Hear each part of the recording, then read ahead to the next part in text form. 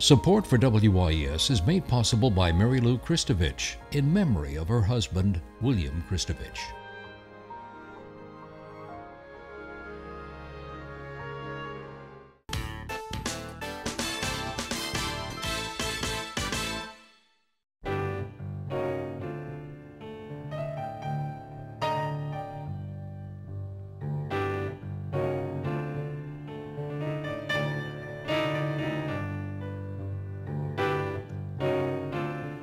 Good evening, I'm Peggy Scott Laborde, and welcome to Steppin Out, spotlighting the New Orleans area's arts and entertainment scene. Seated at our table tonight, Errol Laborde, editor of New Orleans Magazine and author of Mardi Gras, Chronicles of the New Orleans Carnival, giving his carnival recap, huh? Hi. Good to see you. Hello. Good to see you again. It's my recap. Hi. Your recap, yes. Poppy Tooker, host of the radio program Louisiana Eats, the award-winning. Thank you, Peggy. Airing twice weekly on WWNO Radio. Hello. And making his Steppin Out debut, we're so excited, author Nathaniel Rich, here to talk about his brand new novel based in New Orleans called King Zeno. Welcome, Nathaniel. Great to be here. Good to Thanks see for you. having me. Hello, of course.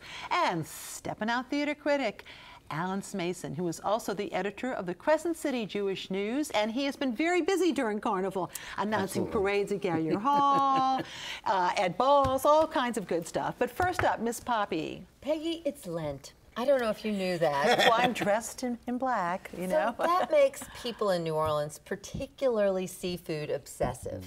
And so this week, I thought I'd be one mixed metaphor. I'm celebrating Chinese New Year, talking about Japanese food. I hope I'll be forgiven for this. I just wanted to hit some of my very favorite places, and I love Origami on Ferret Street. Me too. Anybody who has not been to Origami, the food is always perfect, and they even have this great outside seating area that they opened up not too long ago. Some of my favorites there include the Mamacita roll, the Burning Man roll. You know, that's always something spicy with spicy tuna and peppered tuna with but they have this great avocado outside that's so yummy.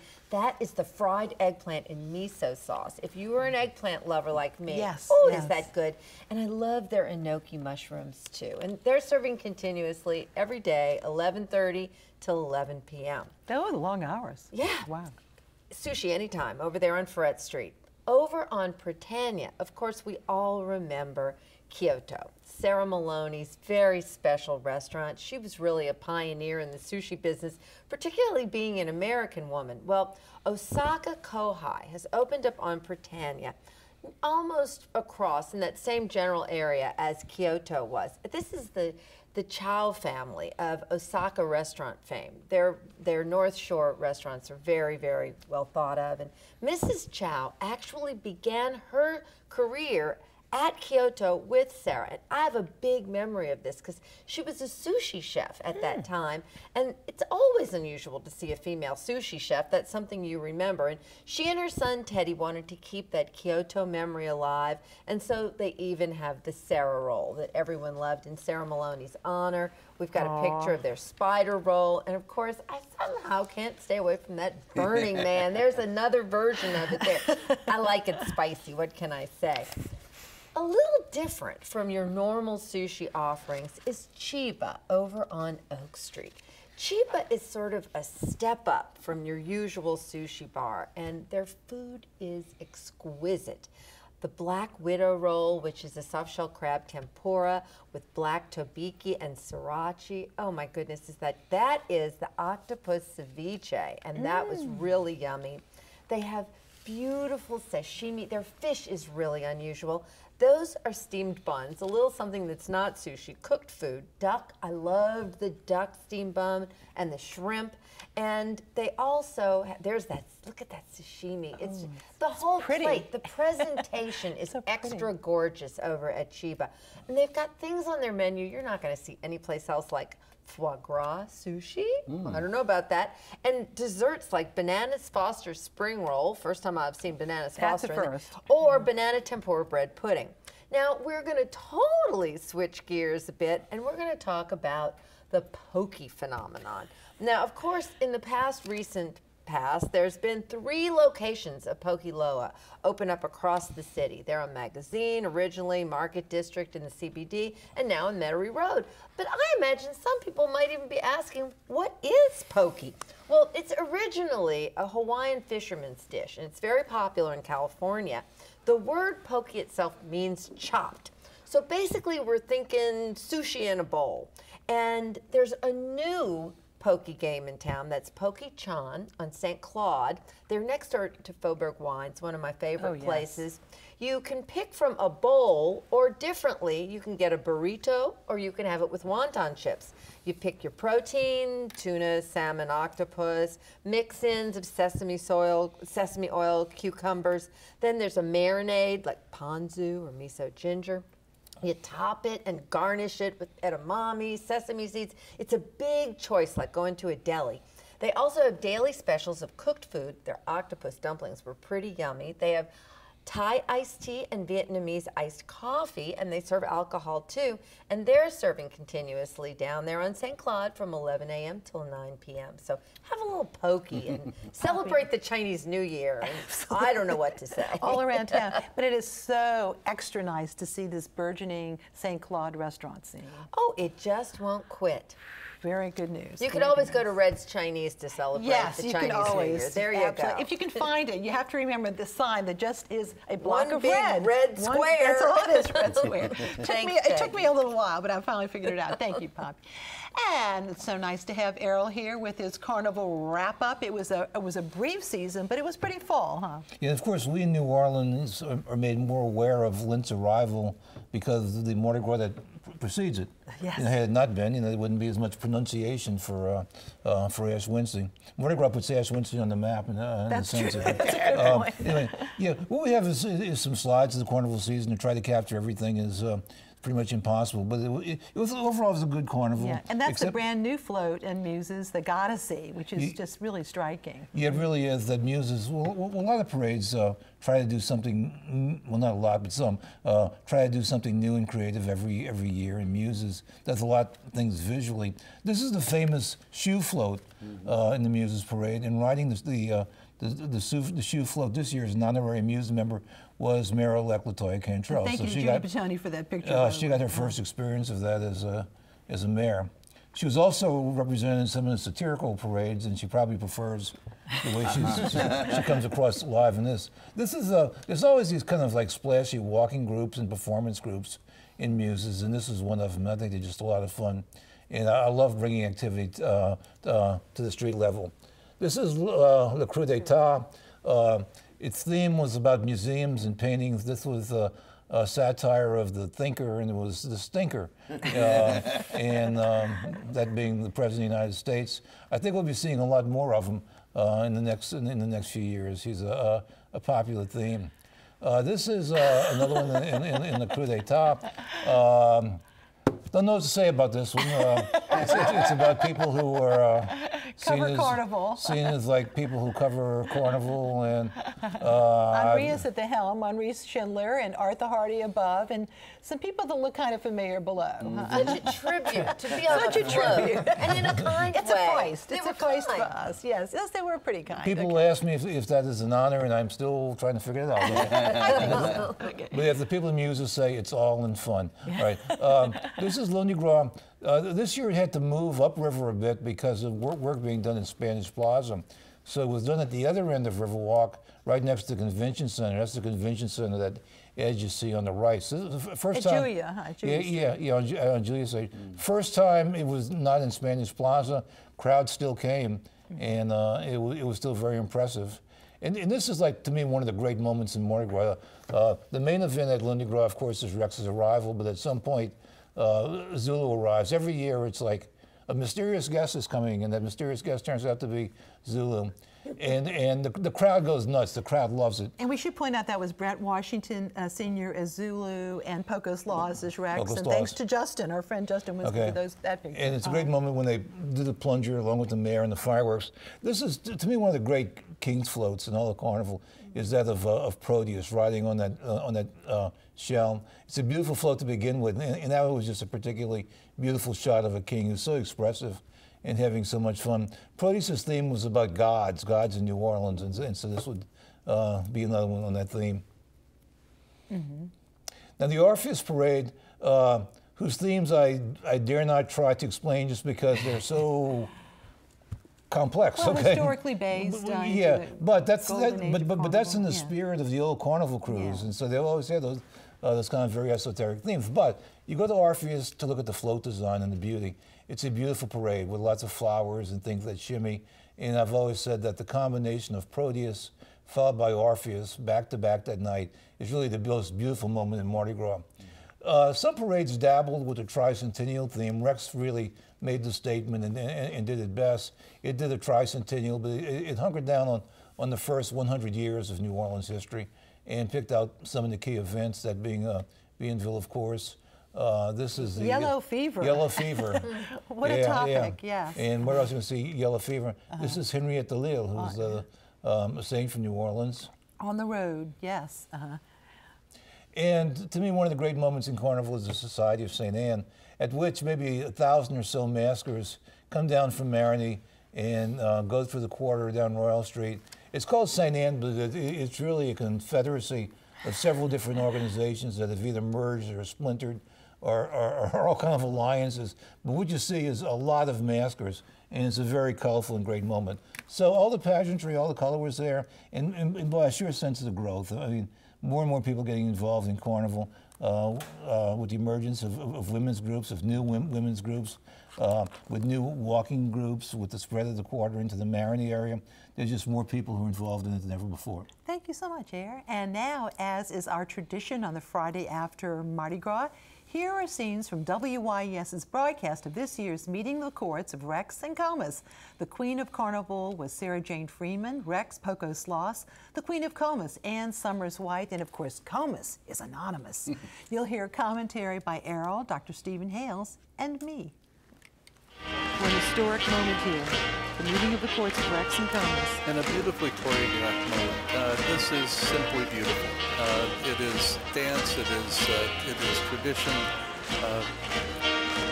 Lovely moment is as Comus greets Rex and the Queens of Carnival and the Comus Queen.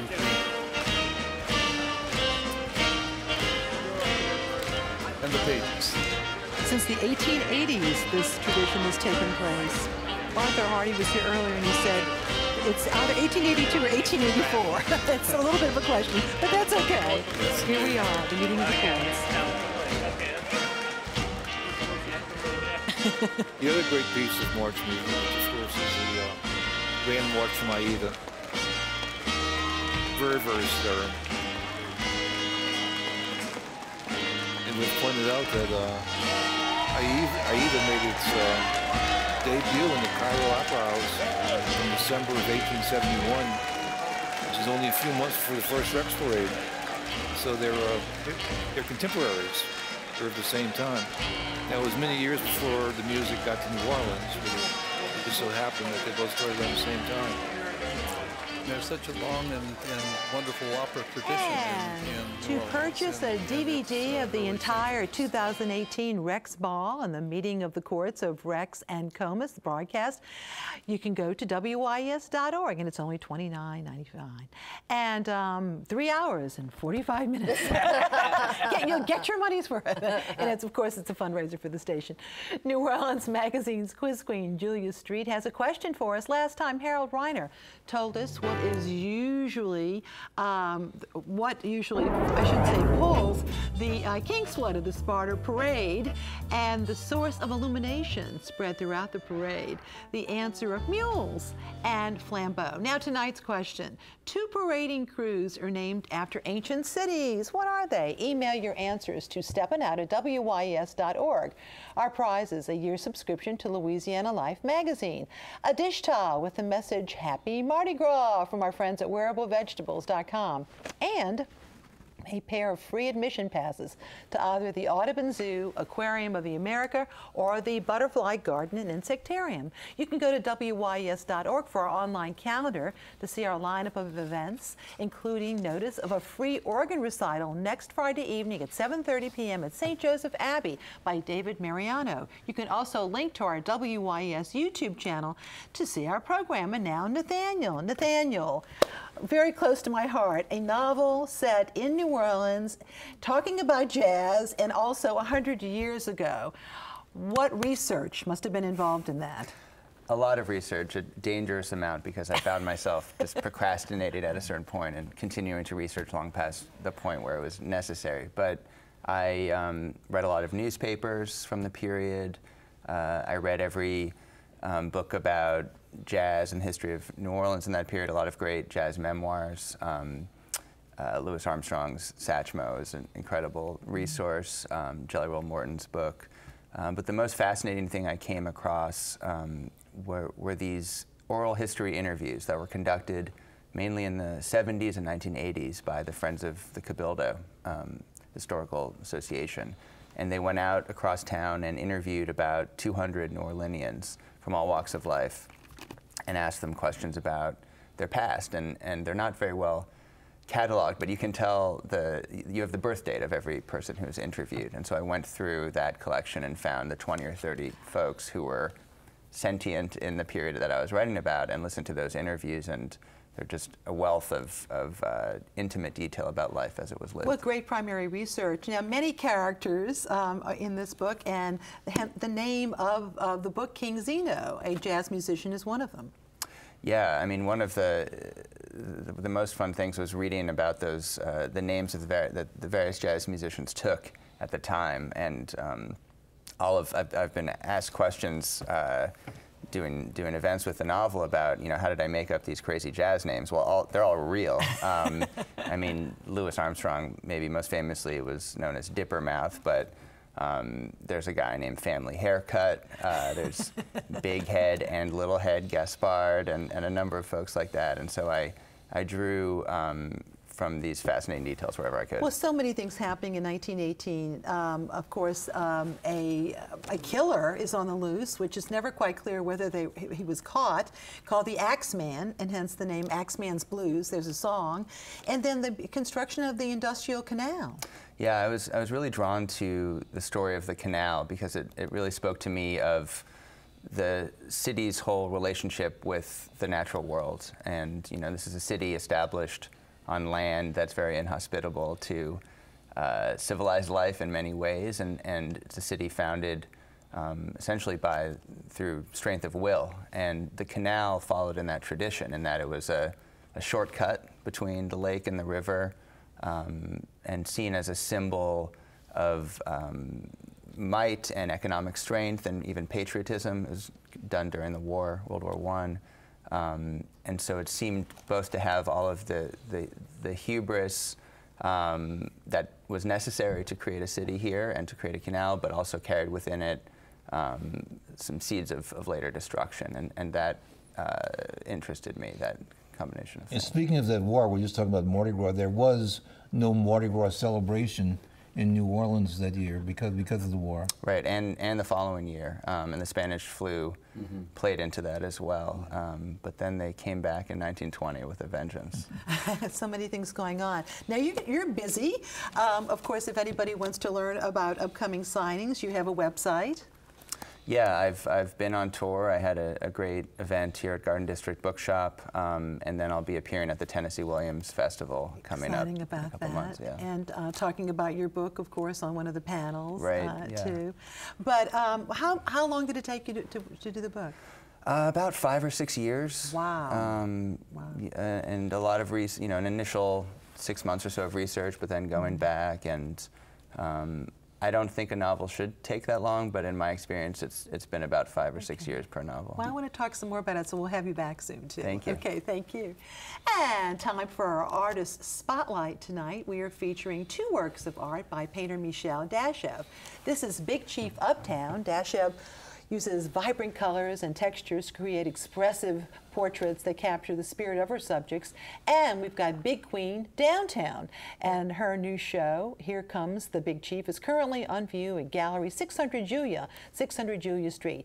Now till the end of February. There's also a reception at the gallery for her show tomorrow. So visit gallery600julia.com for more information. Alan! Well, after all the wonderful times that we had celebrating Carnival, I'm sad to report the recent passing of actress, director, and playwright Lila Hay Owen on February 7th. Lila's career, of course, expanded from Le Petit and Gallery Circle Theater. She was given the Lifetime Achievement Award by the Storer Boone Awards Committee in 2010. Some of her notable performances included Amanda Wingfield from The Glass Menagerie and Serafina in The Rose Tattoo. Her film credits even included The Interview with the Vampire. She's, of course, also remembered very fondly as the mother of the much beloved and much missed Cynthia Owen. And a playwright. That's something absolutely. that really she needs did to be several things. underscored. Raggedy Ann and Andy. She did a number of them. Little Mermaid, which right. I had the good pleasure to be in. So I remember again, her fondly, again, we are offering our condolences to all the family and all the extended family, because everybody here in the theater community loves her. And a teacher too, as a teacher. Absolutely. Local public high school. And in her honor, we are accepting memorials here at WYS TV. And so if anybody wants to remember her, the family wants the memorials to go here. So I didn't know that. Nice. Yeah, that's right. Absolutely. So again, we're sorry about that. Now, over the course of the last couple of weeks, though, we've had announcements about the much anticipated Broadway Across New Orleans series at the Sanger, and they have a real doozy. Much anticipated, of course, Hamilton. That's, of course, the big show that's going to be showing up. It'll be right after Mardi Gras, 3 weeks after Mardi Gras next year. But first off, they're going to lead off with a show that I love, Aladdin. Of course, this is the Alan Menken, Howard Ashman an animated feature that was done originally on Disney, and then, of course, made into a musical along with Tim Rice's music. Also, you've got, that's, of course, James Englehart, James Monroe Englehart, who is the original genie, and I was there with him. Again, next up is the amazing Andrew Lloyd Webber's, I think the best thing he's done recently, School of Rock, based on the Jack Black film. It is, of course, a comedy, a musical comedy, and on Broadway starred Sierra Bogus and Alex Brightman. But again, they're going to have that national tour here. That's going to be in October. And then On Your Feet, one of the best things I saw in the last couple of years, you can retitle it The Gloria Estefan Story. How aptly titled because of the bus accident, On Your Feet. And again, a great opportunity. They have a big, big orchestra on stage there playing all that music, and it's really wonderful. Also coming up right in time for Santa's arrival will be Elf the Musical. Again, that's going to be coming up right before the week before Christmas. And then in January, Les Miserables, a brand new touring production of Les Miserables will be here. Les Mis will be opening on the anniversary of the Battle of New Orleans, I think appropriately. Then marking the third time in January, actually February, right before Carnival, this will be the third time that it returns to the Sanger, because it opened the Sanger, if you remember, the Book of Mormon. It is still irreverent, still not meant for kids, and one of the funniest or most blasphemous works on the stage. I tend to believe the former, but one of my fellow critics, of course, is of a mind of the other. Then, of course, Lin-Manuel Miranda's brilliant Tony Award-winning production of Hamilton opens for 5 days only on March 27th.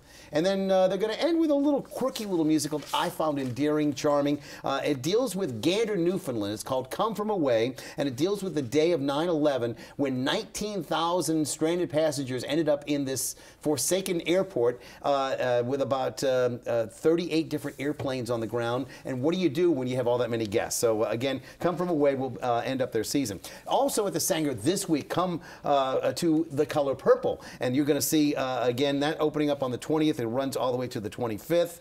Again, I am anticipating we'll have our review on that next week. Then there were some changes for the Ryan Landry 5 to 9 comedy based on the 9 to 5 comedy that starred Lily Tomlin and Jane Fonda and, of course, Dolly Parton. It's 5 to 9, and it's based on Donald Trump and his secretaries. It's a little bit involved. But Ryan, unfortunately, one of the members of the cast passed away, and they've shortened the run to just February 23rd and the 24th and March 2nd and the 3rd. And Varla Jean Merman's going to fill in some of those days. We'll talk about that next week as far as that goes. And also, thank you to Mark Cartali Productions for the latest fundraiser at NOCA. He's bringing in who else but the fantastic Broadway star Melissa Errico, the fabulous interpreter of Stephen Sondheim's work. She did material like Passion, Do I Hear a Waltz? She was also noted for playing Eliza Doolittle in My Fair Lady opposite Richard Chamberlain as Professor Henry Higgins. And she's going to be joined on stage with none other than our own brilliant Brian Batt. I can't imagine what goodies those two have in store for us. And Brian, by the way, was just announced in a genius role for typecasting. He'll play God in An Act of God coming up later this spring at Le Petit. All right, great. Well, now it's time for our picks of the week. Errol. Well, we're entering the second part of the NBA season. The Pelicans are in 8th place now, and you got to be in the top 8 to get into the playoffs. They won their last 3. Football is over. You're getting down to the end of the season. It's a really exciting time to watch basketball. Thank you, Poppy. Great free event coming up Thursday night. Women, Heart Health, and Wine. From 6 until 8 at Bar Francis on Ferret Street. And it's free. All right, Nathaniel. A week from today, on the 23rd at the Civic, I'm part of a show called Pop-Up Magazine. That's a nationally touring show. Essentially, it's writers getting up on stage telling stories with a very impressive theatrical presentation. It's a phenomenon. We were just in New York and D.C. selling out these grand historic theaters, and so it's a lot of fun. I hope people come out. Sounds like a great idea. Popupmagazine.com for more details on that, too. Yeah, looking forward to that. And the Civic's always a great venue. That's beautiful. Like that. I'm excited to be there. Absolutely. Yeah. And Alan. And just want to remind all you would-be stars out there that you'll have your auditions for Tulane's Summer Lyric Theater, February 23rd, 24th, 25th, and 26th. That'll be at Dixon Hall. And before my picks, I wanted to show you this miniature we have here of a float that was created by the artist Beverly Wellmeyer. Miss Wellmeyer was the head of Delgado College for many years, and she's just so clever and so sweet. And by the way, among her many civic activities was the restoration of City Park Storyland. And also in my picks, Chicago's Unity Temple's Ginny Harbaugh will give a lecture about Frank Lloyd Wright's Unity Temple and its restoration. And that's at Tulane Freeman's Auditorium. That's next Thursday night. Go to brownpapertickets.com. And tomorrow evening at the Sanger, see actor Max McLean in a one-man show called The Most Reluctant Convert, based on the life of author C.S. Lewis. Ticketmaster.com. And the New Orleans Ballet Association presents a production of Les Ballets de Monte Carlo's Romeo and Juliet. That's next Saturday at the Mahalia Jackson Theater on Basin. Go to nobadance.com. And now we leave you with a musical montage of Mardi Gras Day on Royal Street 2018.